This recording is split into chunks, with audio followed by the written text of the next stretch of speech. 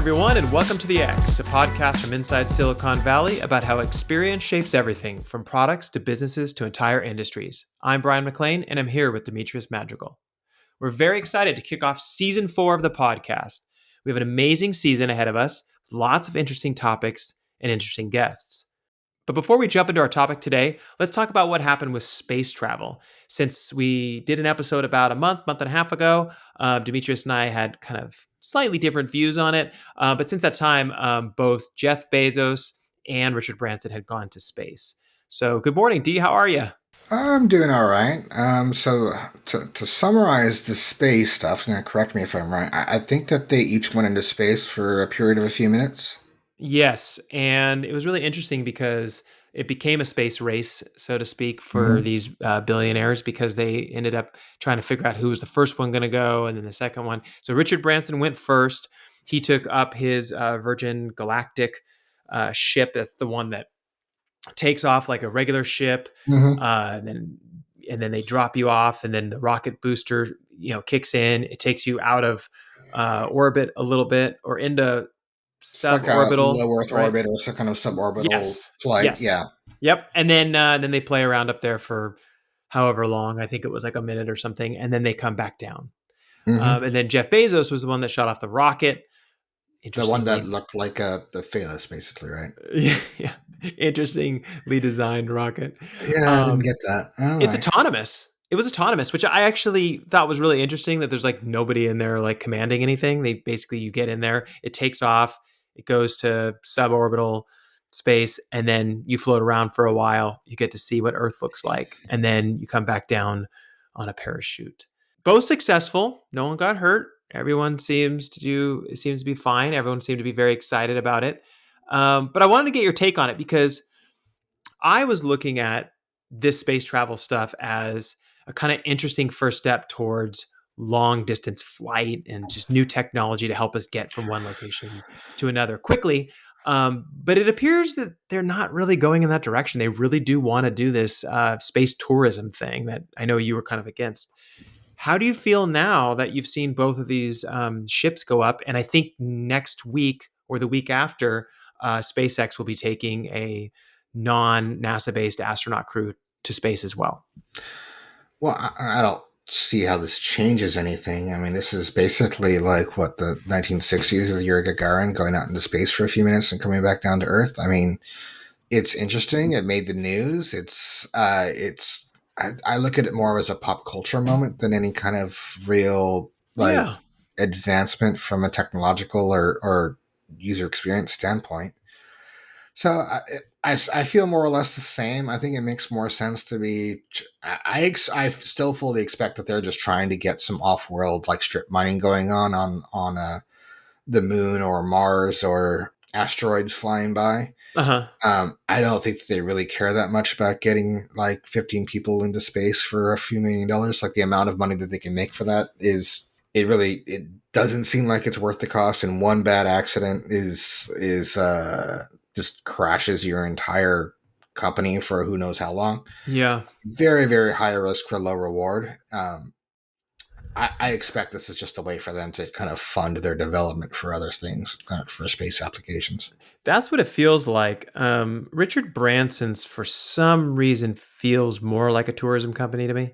Hmm. Like just the way that it's set up and the way that he's been promoting it, and the CEO came from Disney and all this stuff. I don't know. We'll see. I mean, Yeah. I didn't know if your perspective changed after seeing successful flights. Like, I guess that's my big question. I mean, well, we've seen successful flights for 50, 60 years. It's just now a flight that's being conducted by a different organization. So it doesn't necessarily change anything. I do agree that I think that the focus for Virgin and is really about like a sped up transportation system, which Totally. is interesting. That's interesting. I mean, I'm still worried about kind of the ecological effects of burning that much fuel in order to do what they're doing, in order to cut down on travel time. Yeah. I would hope that there's a more efficient way to do that. But who knows? Sometimes if you can do it in small amounts, you can figure some other way in order to accomplish it. Yeah, that's true. But hey, that's not what we are talking about today. So I wanted to jump in on the topic of today, which is gaming again. I know how much you love gaming and it's one of your favorite Hmm. topics. But this one's a little different because since the last time we did an episode on gaming, kind of a lot has happened. One of your predictions was pretty spot on. You said that Netflix was going to get into gaming, and they did. We'll talk about that. Now, Zoom is adding games to their application. Peloton, Amazon, Atari is releasing its or has released its new console, which is interesting as well. Also, Steam Deck came out. There's a lot of buzz Hmm. around that. So, what are your thoughts on how everything is starting to unfold here and look slightly different for the gaming industry? Well, I mean, I think as far as being right on a prediction, it was probably some really low hanging fruit. You look at the economics of gaming and compare that to things like Zoom, their business, or Peloton, or movies with for Amazon and Netflix, and it's absolutely a no brainer. Of course, they're going to get into it. There's so much money within this, and they have the distribution channels already in place. It's just about getting the content to happen. Yeah. One of the things that stand out for me that I'm going to call out is that, number one, Atari is not Atari. Um, so the reality is, Atari as a company, all of the creative talent and everything that went into that is not involved with the current iteration of Atari, which is basically, I believe, I forget. It might be Ubisoft. It might be somebody else. It might just be a group of investors who got together and bought the name and then branded their company with it. So Yeah. it is not Atari as we remember it from the Atari 2600 and whatnot. So, but again, it'll be interesting to see what they do with it. I look at all of these. The one that's most interesting to me is Amazon, based on what they're actually doing, and close behind that is Netflix, based on kind of their capabilities and reputation. And the reason why I don't put Netflix higher is because their strategy that they've kind of outlined so far has been kind of underwhelming for me. Yeah. And I think Amazon is a little bit closer to what I think is going to be really effective and get people on board. Yeah. It seems like Netflix is testing the waters a little bit. I think they were going to start off by adding games to their mobile platform. So I think it Yeah, starts with that and then it goes from there. But, there is a good point there, right? Is that so many people are on Netflix many hours of the day. And Netflix doesn't want you to leave Netflix to go do something else. So if you sure. love gaming and you love watching movies and shows, why not combine them together? It kind of logically makes sense. But as we learned in the past, like gaming's hard. You have to Yeah. have the right content. You got to get the hook in. You got to get people excited about your games and that kind of stuff. So it's going to be I think, an uphill journey for them. But I do think that they can probably pull it off. Well, what I worry about, what I look at this and I wonder which of these companies have the culture that's required in order to make their video game efforts really work. And Yeah. I think Amazon, they've done very well with Twitch since they acquired it. So I think that they do have the culture within the company if they allocate the resources appropriately in order to make that happen. Netflix has been an entertainment company. They've been focused on producing content, and they've done a very good job with it. And of course, they have the distribution platforms through their different apps in order to distribute. But I don't, just because you're a good storyteller within a kind of a film and TV perspective doesn't mean that you're going to be good with games. And then for some of the other ones, it feels like Zoom and Peloton. I think it makes sense. Like, absolutely, if I'm on a Peloton doing a workout, it makes sense for a game to exist. If I'm on a Zoom call, we definitely have over the past year and a half been like, oh, it'd be great if we could play a game together. Yeah. And there's resources out there for doing that, so it makes sense. I wonder how much they have kind of the gaming culture behind them in order to pump out to produce good games and put them out. Well, So you have to remember I too, really think, Facebook tried too, right? And they failed. yeah. Well, and because I think when it comes to product development, culture is really destiny. I don't think you can take a company with a bunch of money and have them jump into an industry and do well. Otherwise, we'd all be using Google Buzz right now, and all of this Facebook stuff would not be issues. Yeah, true. Uh, and I don't know that Netflix quite has that, or Peloton or Zoom. I think Amazon of those companies has it right now. Yeah, I mean, you kind of see this with Microsoft, right? with Xbox. Yeah. Uh, it made a lot of sense for Microsoft to get into gaming because Apple was kind of gaming hostile at the time. Like it was really hard to get gaming going on if you were a Mac user. They had a few games available, but it was mostly just some of the most popular stuff. So gamers who were on PCs, they used Windows systems, and that wasn't necessarily because Windows really understood gaming. I think of them largely as an enterprise company, but they were kind of like the default. So it made sense because gamers were on Windows systems for them to do that, but they struggled quite a bit when they were first out of the gate, and they hit their stride, I think, with their second generation console. But since then, they've been struggling more, and they've been trying to figure things out. Like their new Xbox, very esoterically named. I think it's Series X or Series S. There's Uh-huh. no. It's very unintuitive versus like a PlayStation 5. After PlayStation 4 comes PlayStation 5. Unlike the third Xbox, I think was Xbox One, which made no sense at all. If you look at the sales numbers, they're having a hard time compared to PlayStation, and they're having a hard time when it comes to kind of exclusive gaming, which is what the gaming industry turns on. Yeah, but I mean, if you look at across all of these different companies that are getting into gaming, in addition to the legacy companies that have been doing it and doing it quite well, when you Mm-hmm. think about it, do you feel like, from a time perspective, for the average person, that there's enough room in the market for this to work? So, for Oh yeah. example, like, you only have so much time in your day, and pretty much everything is entertainment, right? Whether it be TV, phone, tablet, whatever it is, right? And then you have these really, really like latch on games. Like you have a Nintendo Switch and people are playing Mario Racing and this and that. Now you're saying, "Oh, now I want you to play a game on your Peloton. Oh, I want you to play a game when you're on Zoom. I want you to play a game with this new Atari deck because we're going to bring back, Atari games plus new ones." Like I don't know that there's like enough time in the day to have all those for an individual, but maybe the market's broadening enough that you'll have these niche gaming areas and people who are only interested in Netflix games because they don't want to buy a PlayStation, they don't want to buy a Switch, right? Do you feel like that's what they're probably seeing and why they're seeing? I mean, and that's why the opportunities tend to start to present themselves in these whole new areas. Because, like, for example, like Zoom probably didn't even think about gaming when they first started, right? But now they're like, well, people are on it all day long. We might as well have games.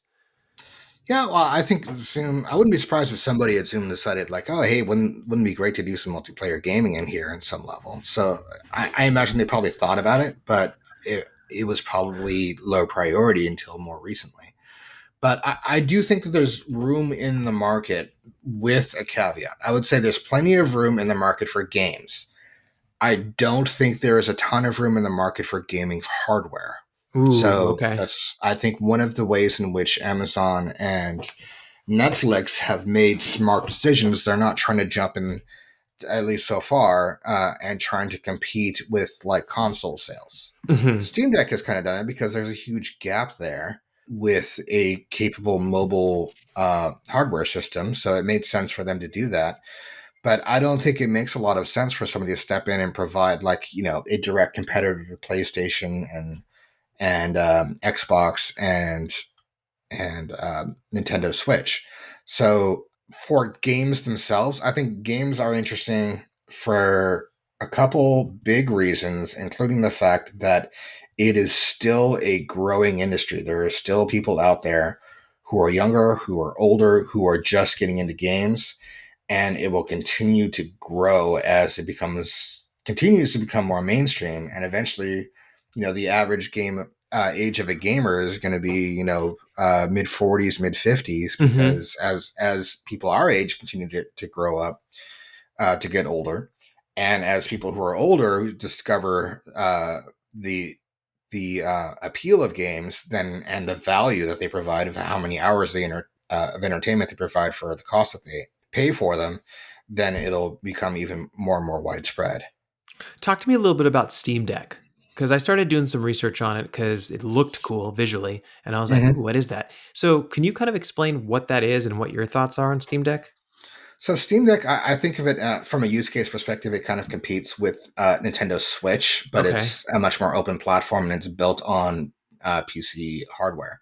I forget what the actual components are. I think it is a system on a chip with a graphics card and within like a handheld form factor similar to the Switch, and you can attach an external monitor like you do with the Switch.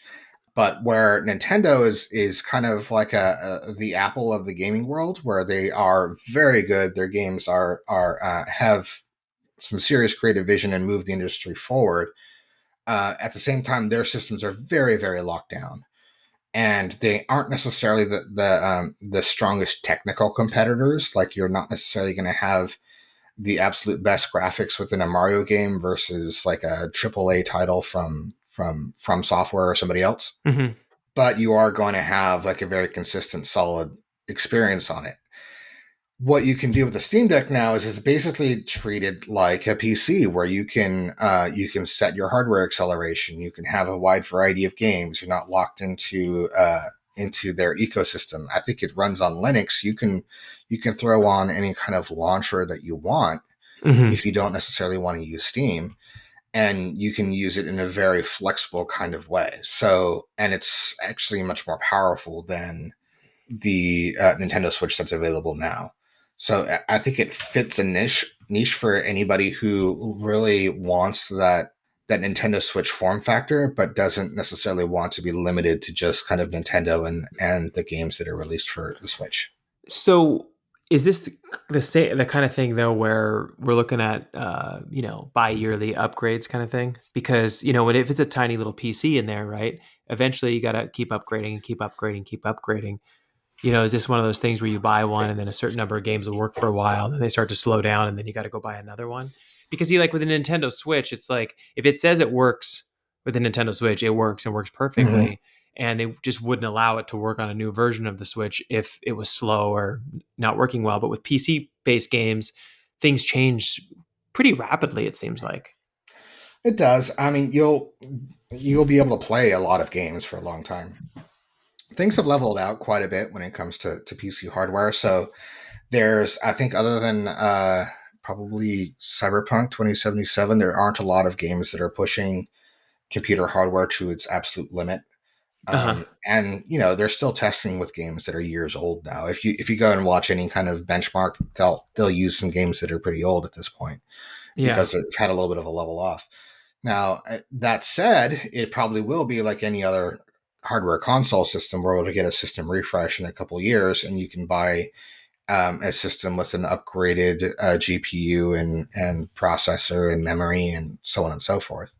Um, but it is kind of where we start looking at platforms like Stadia or Amazon's Luna, which can do some remote computing for your system, so that if for example you're trying to play a game that has higher technical requirements than the hardware that you're using, it Hmm. can just be offloaded to a cloud server that's doing that processing for you.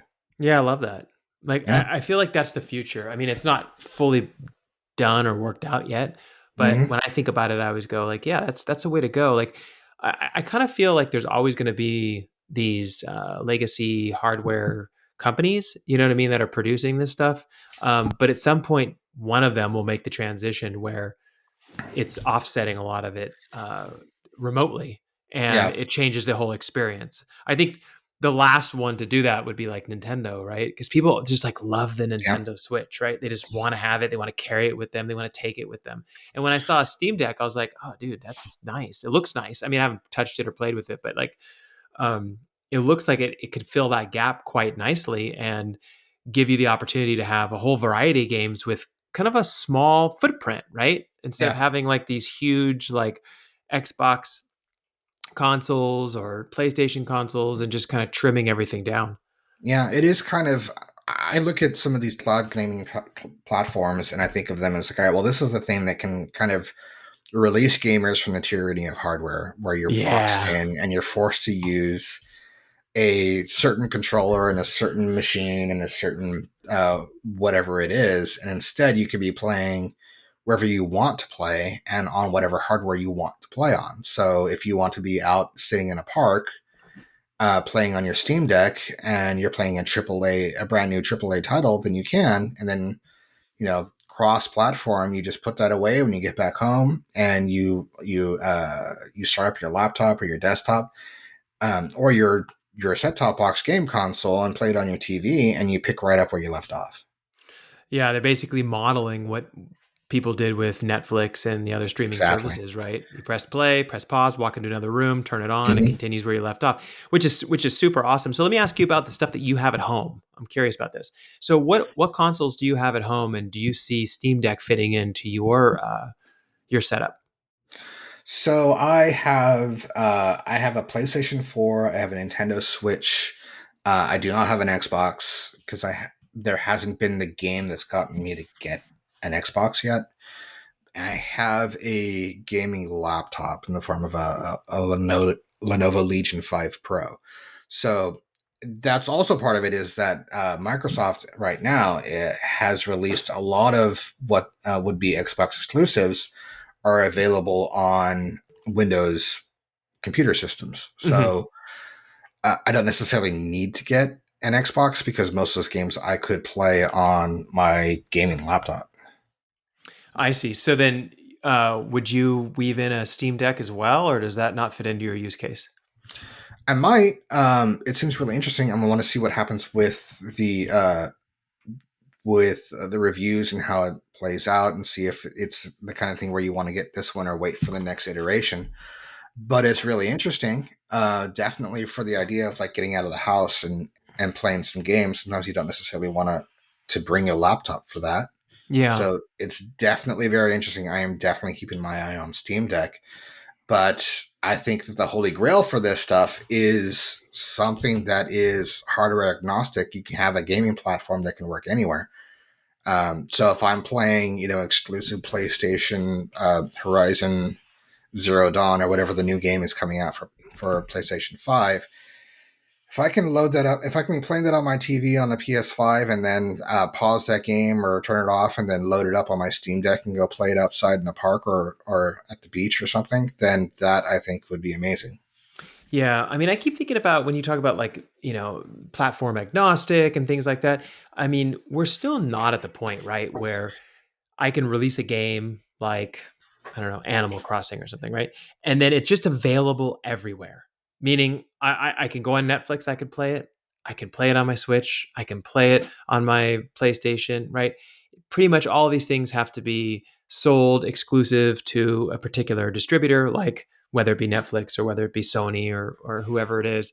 Hmm. I'm just wondering if the future is you build a game, you upload the game, and then all of these different companies are basically connecting to that central server, and then that game is available to everyone. But no one company basically owns the rights to a given game. Whoever developed the game is going to own the rights to the game, right? I think what you're talking about is kind of like a kind of a cross-platform play or Yeah. multi-platform playing, right? So that is the Netflix model when it comes to consuming content, right? You can watch a Netflix movie on whatever hardware you want to. You can watch it on your TV. You can watch it on your computer. You can watch it on your tablet. You can watch it on your phone, and you can pause it on one and pick it up and play it on the other. That's the model. That's what I think would be the future for gaming, is if you could do that. The same thing you do with Stranger Things, watching the TV show, or honestly, I'll look at Amazon and what they did with their reader. What's it called again? The Kindle, right? And it's the same thing. It's like I'm whatever device I'm on, it picks up where I left off. It has perfect uh, multi-platform integration, and that's what should be happening with games. That's what the future will be. There's just the use case is just too strong, and it's the reason why it hasn't yet is partially because of the different hardware demands. Hardware has been so unique and different, and I see it every day. Somebody will post on Twitter that like they can't get this game to play properly on this hardware because of some idiosyncrasy of that hardware. This game is having issues, and it's because of it doesn't play well with this graphics card. Now that that's starting to get hashed out, and there's a much more parity across different types and versions of hardware, we are reaching the point where we can go cross-platform much more easily. Yeah, and I think ultimately that's the UX, right? I mean, when you think about what Mm-hmm. the needs are of a gamer, right, is getting what they want quickly, easily, without having tons of pieces of hardware in order to do so. Right? Yeah, It's almost like the same thing for pretty much any product, right? People don't want to have five. Let's put it this way: people, if they don't have to have three different game consoles in their house in order to get the catalog of games that they're interested in, they won't do it. yeah, They'll get one and they'll use that for everything. yeah, And the industry knows that, but they have you divided because, games are only available on certain platforms. But if we get to a point where suddenly everything's cross-platform, then the hardware you purchase will be the competitive component where if it's going to be done over some sort of console and you could pick any console you want, you're going to look for the best console. You're going to look for the one that has the most horsepower, that has all the features in it, that kind of stuff. And it changes the whole game. And I think about that a lot because I can't believe we're coming into 2022 and we still have gaming consoles. You know what I mean? yeah, Almost everything else has gone from physical to digital. But with gaming, it still exists. yeah. And for a long time, it was because the hardware was purpose built for the games that they had in mind and the architecture behind those games, and that's Nintendo has been kind of the driving force behind that because they were developing control systems like the Wiimote or the Switch in order to enable certain control schemes, right? They're the ones who kind of developed the D-pad and then developed like the rumble function and developed the motion controls and shoulder buttons and all these kinds of things that almost always came from Nintendo. Mm-hmm. But now we're kind of reaching the point where everything is kind of mature and there's not that much change going on. It feels to me like everything accelerated because of the pandemic. Because a lot of the people that I knew that were not into gaming are now into gaming. And that includes older people like over the age of Yeah. 60. It includes younger kids that never had a Nintendo Switch but ended up getting one because, well, we had nothing to do. We were all locked in our houses for a long period of time. And you Yeah. can only ride bikes and do puzzles and, play with Legos for so long, right?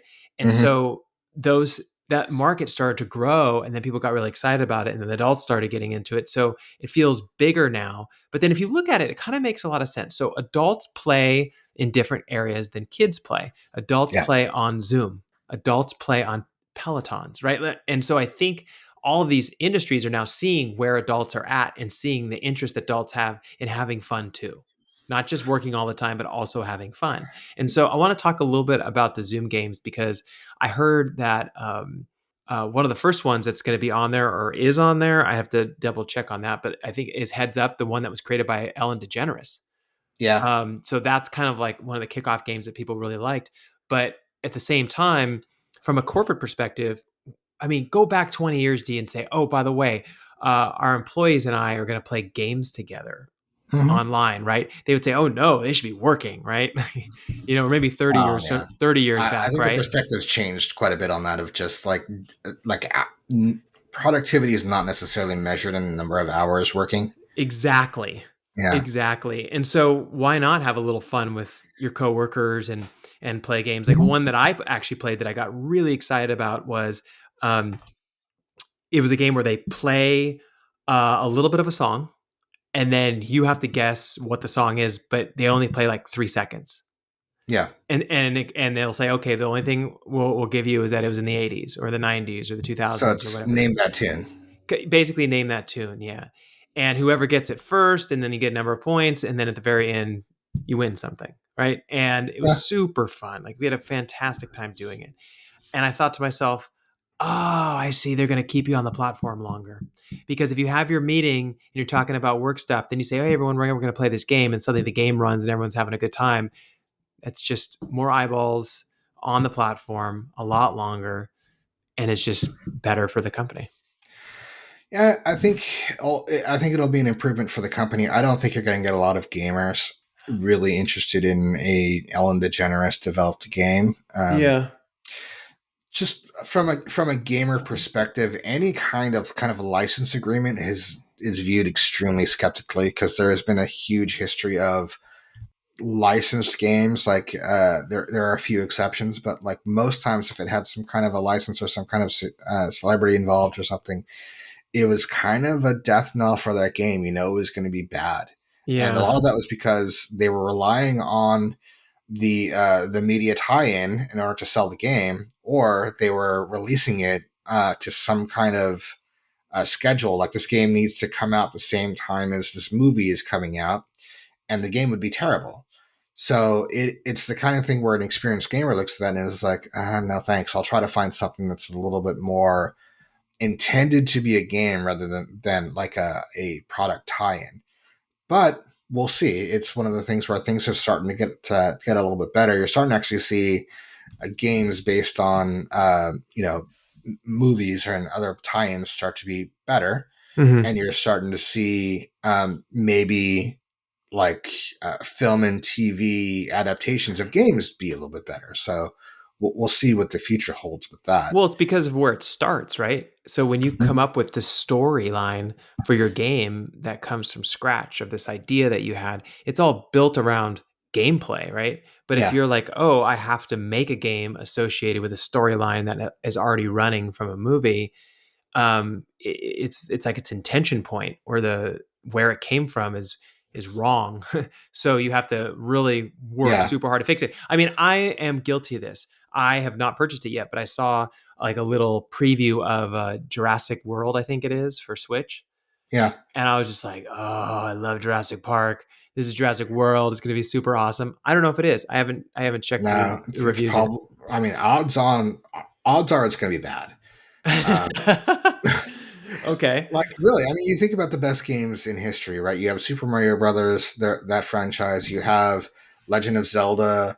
You have Halo. You have some of the more recent ones: Uncharted, Last of Us, Horizon Zero Dawn, Bloodborne, and Dead Souls. None of these are related to any kind of other media franchises because Yeah. it created an environment in which the game developer can just focus on the game and not necessarily trying to tie it into something else. There are some recent counterexamples, like the recent Spider-Man game was great. There was Shadow of Mordor, the Lord of the Rings games; those were really good.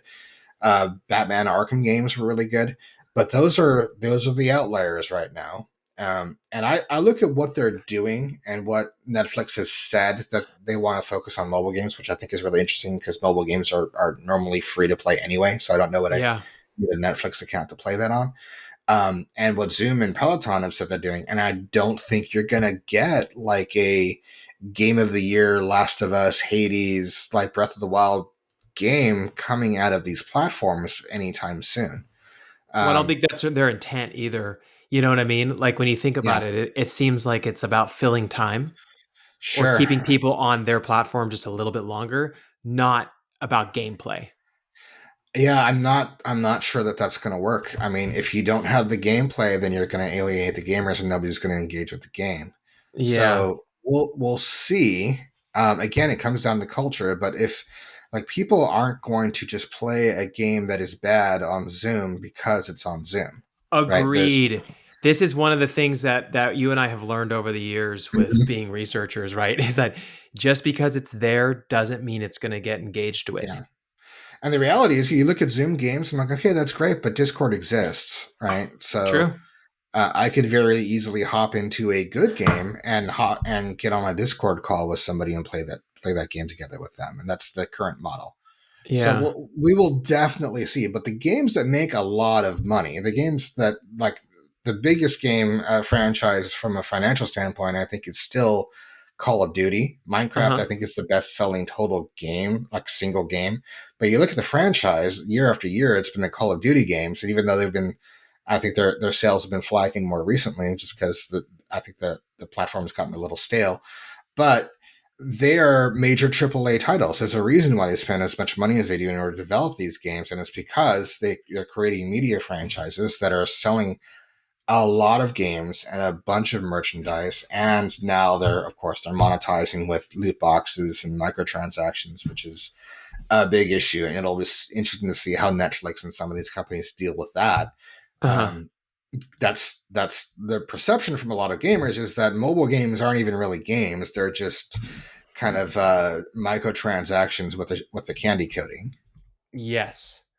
And I've actually had issues with that Yeah. before with our son actually just saying, I want to buy this, I want to buy that, I want to buy this. And it was like access to this door or access to this thing or Hmm. whatever. And the next thing you know, you spent like $30. Oh, my brother, his son got a hold of a Roblox game and didn't have the right controls in place. Uh-huh. He racked up a bill of $500 before anybody was able to figure out what was going on. Whoa. Okay. Yeah, Yeah. So that stuff, yeah, that stuff definitely needs to be managed, right? And handled. yeah. Um, but I do want to talk to you. I know you kind of brushed it off and I know why, but I do want to talk to you a little bit about the Atari VCS.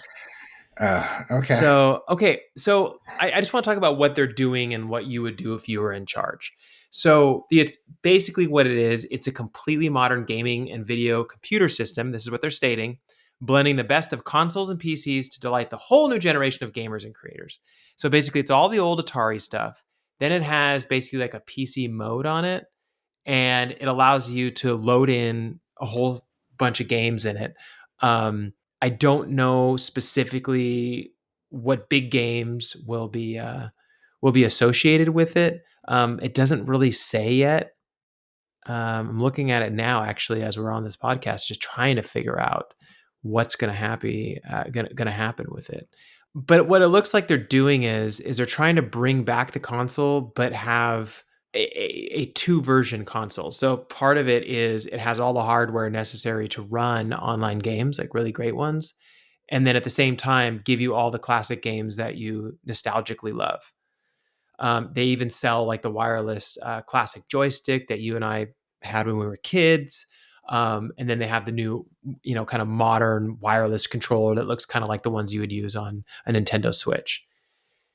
Do you think that they're on the right track of trying to address these two markets, basically the legacy players as well as people who are interested in streaming online games? I don't really see it. I mean, honestly, I look at this thing, and apparently, I looked it up. So Atari Incorporated was the original Atari Inc.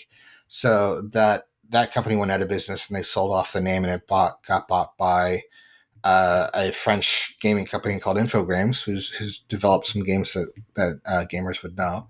Uh huh. Um, and I think they're currently now owned by like a private equity group.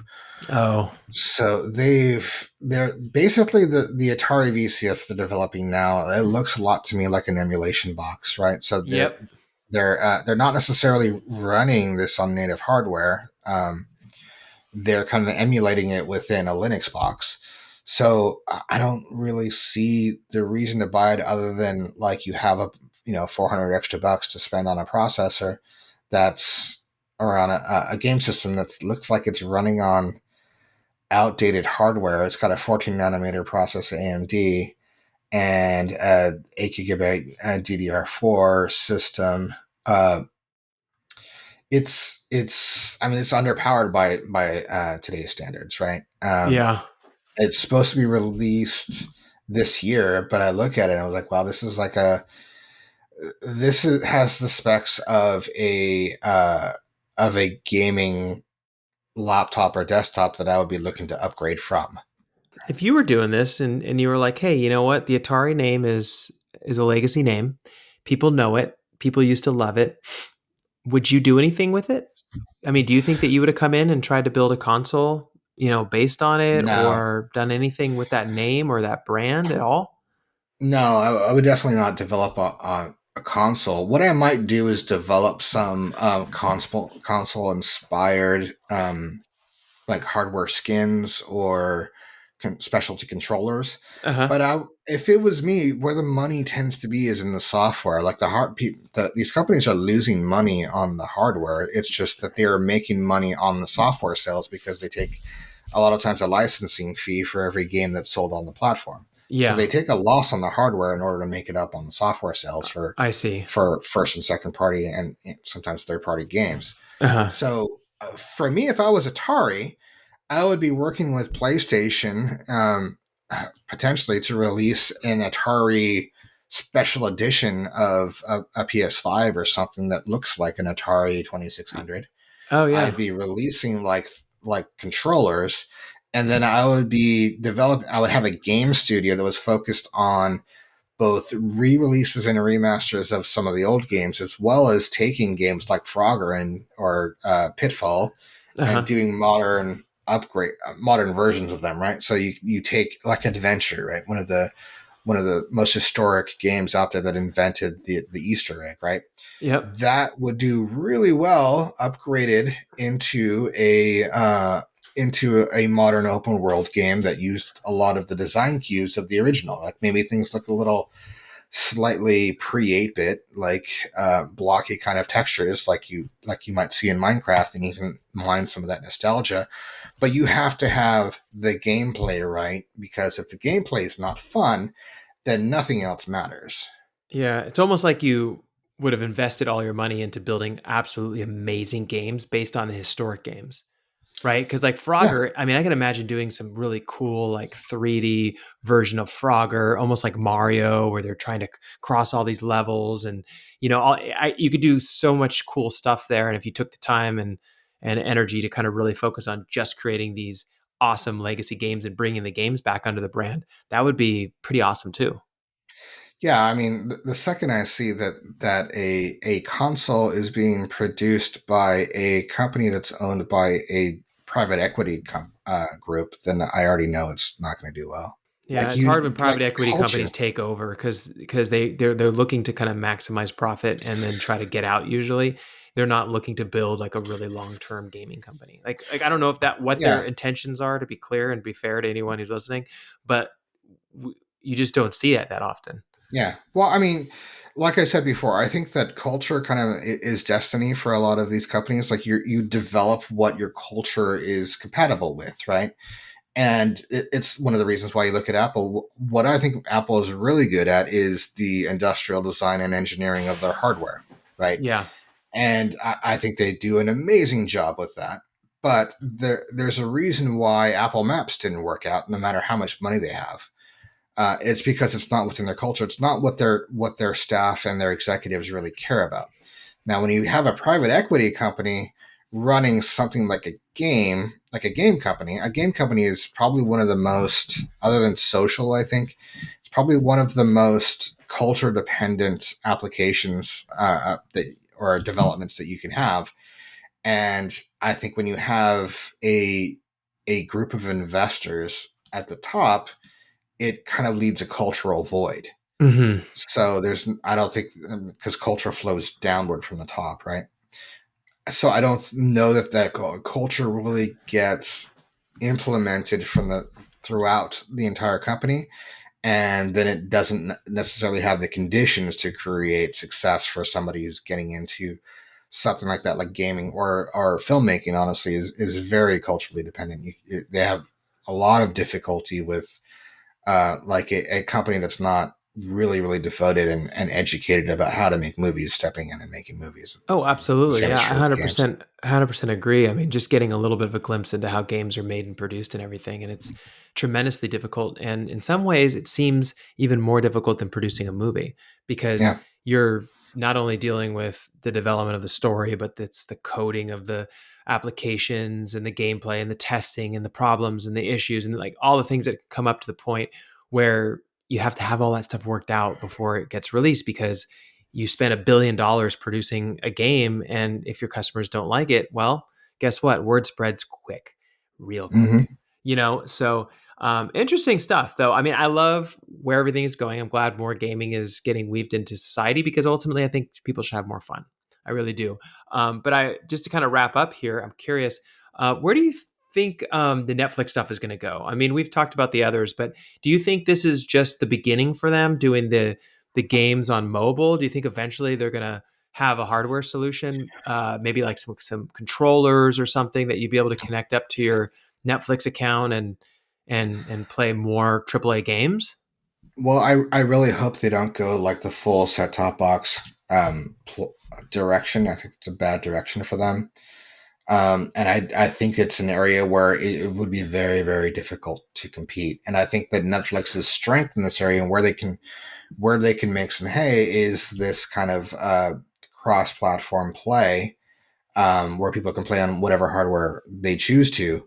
I think that their focus on mobile games to start leaves a lot of questions. So how is this going to work? Is this going to be so many, because so many mobile games are free to play anyway? Like, why do you need a Netflix subscription to do so? Are there going to be games like third party games that are going to be free to play off of Netflix? But if you have Netflix, you're now behind a paywall. Like if I'm playing, I don't know, Genshin Impact off platform, off of Netflix, and you're playing it on platform on Netflix, can we play together? And how does Good Netflix make question. money off of that? And like, how does that money get split up between them and the other company? Like, and microtransactions. So here's another question, right? A lot of these mobile games are built around microtransactions and loot boxes and things like that, or pay to win. Now I'm already paying for a Netflix subscription. Does that mean that there's now all these ways in which I'm going to continue to get charged in order to play the game after I've already Hmm. paid? So that's one of the issues that are huge in gaming right now, and it's being called things like anti-consumer, and with good reason, of the continual charge of just like I bought this game and now I still have to pay for it, right? So Exactly. that is something that needs to get figured out. Peloton is kind of in that same kind of question, right?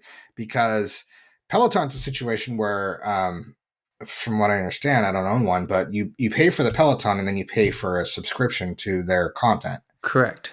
Yeah. So are you paying? Are they now going to be triple and or quadruple dipping, where you're paying for the hardware, then you're paying for its subscription, and then you're paying for the games or microtransactions within the games? Yeah. I don't know. So that Yeah. that to me is going to be a real challenge because there's a huge backlash about that against that in the gaming community. Yeah, one of the things that popped in my mind while we were talking is that when you think about some of the companies like Roku, who's kind of killing it right Hmm. now, because they pretty much dominated the hardware side of streaming, right? And they've done really well with their devices. Is that they're getting into producing and purchasing shows and stuff like that to have their own kind of Roku channel, but they already have hardware. I mean, it'd be interesting if they released something where they were like, "Oh, we have games on here now. Oh, by the way, if Yeah, you buy a controller, you can attach it to your Roku hardware." Right? I mean, I feel like we're going to see things like this. I think the future is really moving away from the hardware production. I think where we're going to get is the point where people who are competing on hardware are going to be competing on the industrial design and ergonomics of the hardware that's being produced, and not Mhm. necessarily kind of the content exclusivity that it has been previously. So Yeah, we'll get to a future where it was like, oh, I never really played Halo because I didn't have Xbox. And 10 years from now, that will be ridiculous. Like, why would you exactly. need an Xbox in order to play a given game? Because the games are on all platforms. The thing with Roku to look at is the fact that they have hardware, but it's not gaming hardware. They don't have gaming GPUs built into that. Like a streaming box and a gaming console are radically different. Yeah, I mean that would be one of those things that they released it. And they're like, guess what? We now have gaming Yeah. hardware inside of our consoles, right? But I think people will fight it out for a while, and then I think there'll Hmm. probably be a few more good competitors in this market that will lead to better games, better hardware, and Hmm. that kind of stuff. But I think this is kind of a wrap for today. This is a good little dig into what's going on with gaming. We can circle back after the holidays, after some of these things have been released, and you and I had a chance to actually try them out and see what they're like. But I want to thank everyone so much for taking the time to listen today. And honestly, like listening to all the seasons that we've done. This is our fourth season of doing this. Dee and I do it because we love it, not because we have to. So we thank you very much for listening. We hope you'll tell a friend and share these episodes with others. We'll be posting links to any of the sources that we reference on Twitter. You can follow us on Twitter at the X Podcast One. That's the X Podcast and number one. If you like this podcast, found it interesting or informative, it helps us a great deal if you subscribe or leave a review on whatever platform you use. So thanks, everyone, and we will see you all next week with a new topic. Goodbye.